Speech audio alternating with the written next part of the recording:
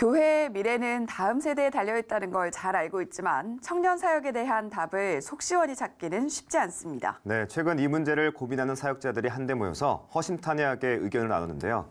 이 자리에 강사로 참여한 꿈이 있는 교회 하정환 목사 모시고 관련 얘기 나눠보겠습니다. 목사님 안녕하세요. 네, 안녕하세요. 네, 어서 오세요. 네. 네, 목사님 앞서서 저희가 청년 사역자들과 함께했다라고 소개를 해드렸는데요. 네. 어떤 얘기를 나누셨는지 먼저 듣고 싶은데요.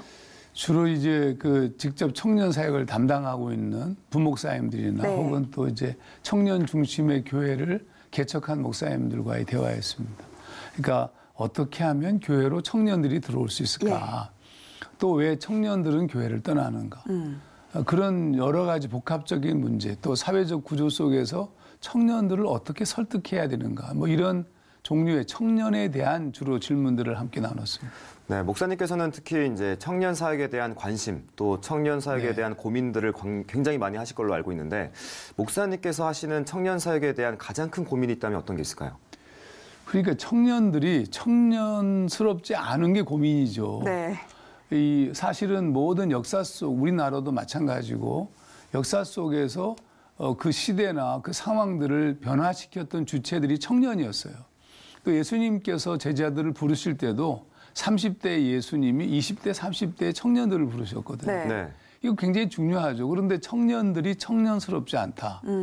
더더욱이 어떤 새로운 변화에 대한 욕망들이 사라지고 있다. 네. 이게 사실은 저에게는 큰 걱정이죠. 네, 특히 또 어떤 면에서 청년들이 청년스럽지 않다고 느끼시는지도 궁금한데요. 그러니까 이게 사실은 알고 보게 되면 사회적 흐름입니다. 네. 그러니까 이 사회 속에서 어렸을 때부터 경쟁적 사회 구조 속에 아이들이 집어 들어가게 됐잖아요. 거기서 이미 이제 우열이 결정되어지고 사회가 정해진 프레임 속에서 내가 뭐 어떻게 살아야 될지에 대한 모든 게 이미 결정돼 버렸어요. 네. 그게 뭐 학력이라든지 또 연봉이라든지 그러니까 청년이 없어진 거죠. 네. 이 사회 구조 자체가. 그래서 이런 부분들을 어떻게 극복하게 도와줄 수 있을 것인가 이게 큰 관심사가 될 수밖에 참 없었습니다. 현실과 타협하게 되는 부분이 안타깝다라고 맞습니다. 네. 얘기를 해주셨는데요. 네. 목사님 하면 사실 영화 설교를 떠올리시는 분들이 예, 많거든요. 이 영화 설교도 청년 사역의 일환으로 좀 진행이 된 건지 궁금하거든요. 그렇습니다. 제가 한 20년 전에 교회를 개척했습니다. 네. 올해가 교회 개척 20주년인데 예. 근데 처음 시작할 때부터 영화 설교, 드라마를 이용한 설교 뭐 이걸 시작했죠. 왜냐하면 영화라는 매체 자체가 문화 중에서는 가장 정확하게 그 시대를 이해하는 통로니까 그러면 그 문화에 가장 민감한 세대가 청년이고 청년들과 만나기 위해서는 영화만큼 좋은 것은 없다 이렇게 생각한 거죠. 어떤 영화를 소재로 이렇게 설교를 하시는지 궁금한데요. 그러니까 뭐 영화가 흥행에 성공한 영화들, 네. 그 영화가 우리 청년들에게 상당한 세계관에 영향을 주니까 가장 많이 본 영화들, 네. 그리고 예술적으로 뛰어난 영화들, 또 작품성이 있어서 상을 받은 영화들, 뭐 이런 영화들이 주로 이제 설교의 주제가 됐죠. 네, 하나의 영화를 좀 콕 집어서 그 영화를 통해서 어떤 점을 얘기하셨는지. 제가 최근에 했던 영화가 네. 지난주에는 조커로 설교를 했고, 예. 그리고 뭐 기생충, 극한 직업, 뭐 이런 영화들. 최근에 한 영화입니다. 기생충 같은 경우 최대 흥행을 했잖아요. 그렇죠. 어떤 메시지를 전하셨는지 궁금한데요. 그러니까 이제 기생충은 냄새로 얘기했어요. 냄새.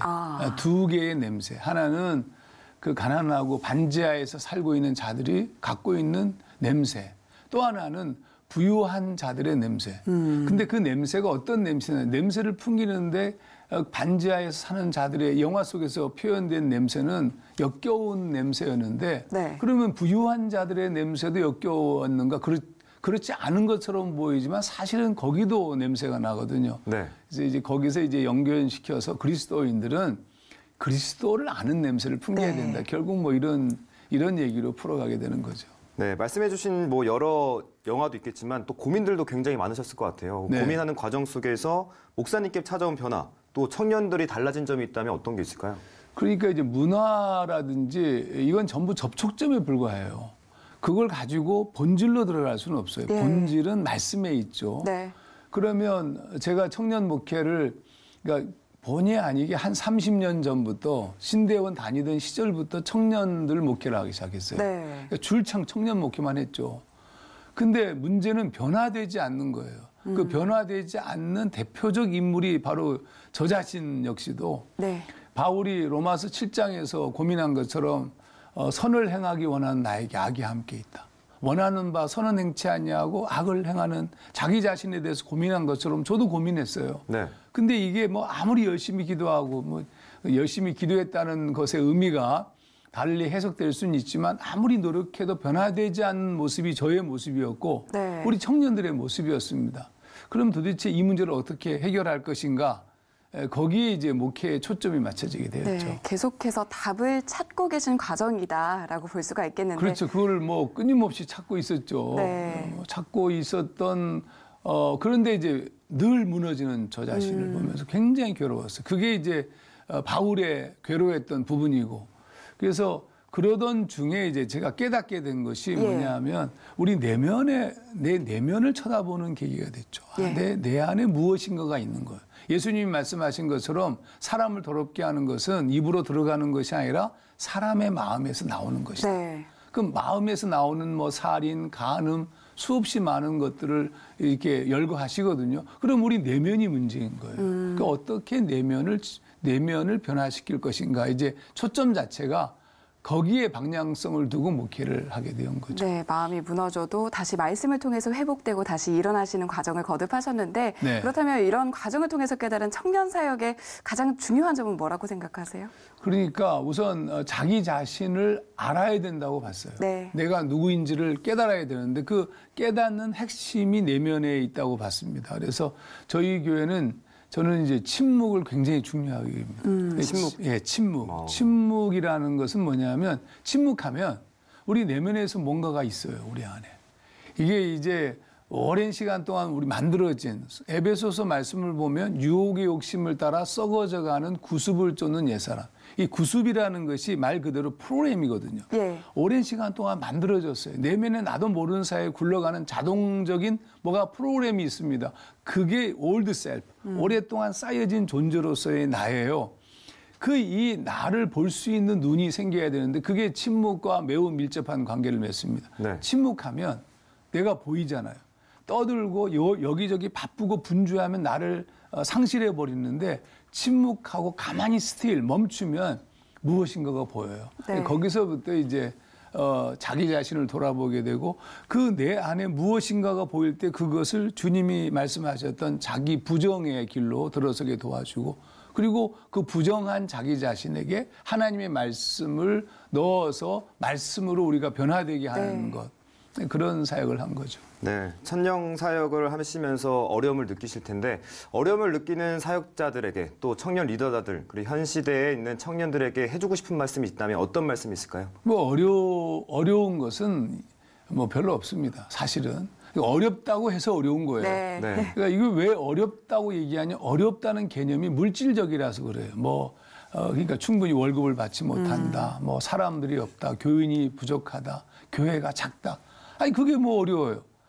어려운 게 아니라고요. 하나님의 나라와 영광을 위해서는 어려운 것이 없습니다. 가난하고 갖지 못하고 몇 명 모이지 않아도 저도 2명으로 교회를 종로 한복판에서 시작했거든요. 네. 5년 동안 월급을 받지 못했어요. 아니 안 받았죠. 왜냐하면 내게 주어진 이 엄청나게 아름다운 일을 하는데 그건 어려운 것이 아니고 행복한 거죠. 그래서 청년 목회자들, 청년들에게 꼭 하고 싶은 얘기가 네. 그리스도를 제대로 만나고 그분의 네. 말씀이 우리 안에 제대로 내재하면 다 행복하죠. 바울이 빌립보서 4장에서 얘기한 것처럼 모든 환난, 곤고, 가난, 궁핍, 일체의 비결을 배웠다. 네. 이 일체의 비결이 그리스도 안에서 사는 비결이거든요. 네. 그분 안에 있는데 불행할 수가 없지 않습니까? 네, 말씀에 의지하면서 계속해서 기도해 나가며 살아간다면 정말 주님과 동행하는 우리 청년들도 많아지지 않을까 이런 생각을 해보고요. 저희도 함께 기도하도록 하겠습니다. 지금까지 꿈이 있는 교회 하정환 목사와 얘기 나눠봤습니다. 오늘 말씀 잘 들었습니다. 네, 고맙습니다. 고맙습니다.